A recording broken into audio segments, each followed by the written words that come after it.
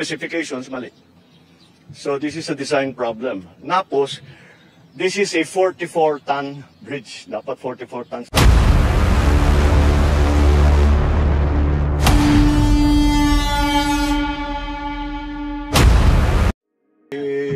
Secretary Manny Bunuan, parang explain kung ano yung nangyari dito. Ang ending nito, ang punutulo nito, design flaw. It is a design flaw. Mali yung design. Ang history kasi nito, dapat ang funding nito was supposed to be, ang project cost nito is 1.8 billion. So, binawasan to under 1 billion para makamura. Ayan, inayos ngayon, ginawa ngayon yung detailed design. Design is really weak. Dahil kung tutusin ninyo, this is supposed to be a suspension bridge. Nakasabit. Ganyan yung arko na ganyan. Tapos yung bridge, suportado ng kable. Ito lang ang suspension bridge na nakita ko sa buong mundo na hindi kable. At yan na mismo ang bumigay. Ayan. Diyan bumigay yung bakal. Kung kable yan, hindi dapat bumigay yan. Tapos yung pag-anchor nung support, tignan niyo, doon lang sa baba.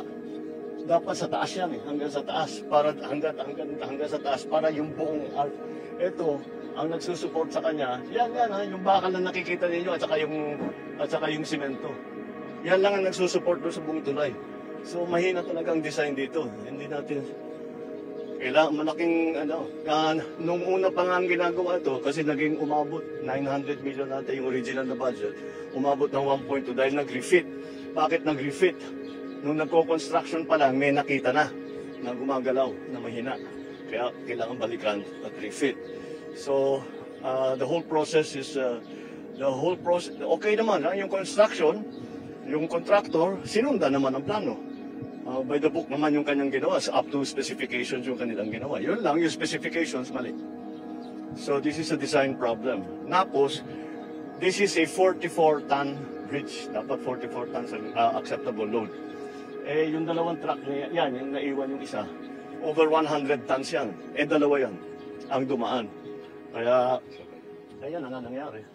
Hindi talaga kaya. Ito yata yung una Ito yung pabigay. Wala nang plate Ito, baka. And then, sumunod na lang ito. Ito yung una. Ito yung una. Tama. Kaya nakaganyan yan. Hindi dito. Dahil tama. Dito bumigay. Hindi na lahat ito. So, wala. We have no choice. We have to go back. So, yung nagtitipid tayo, nagtitipid natin sa 1.8 million.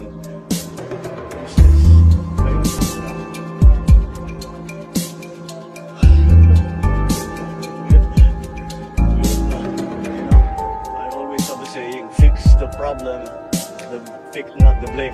Ayusin muna natin yung problema. Believe me. Who's responsible is basically who made the design. Their design was good. And then also, those trucks should never have been on the bridge. So, sino tayo?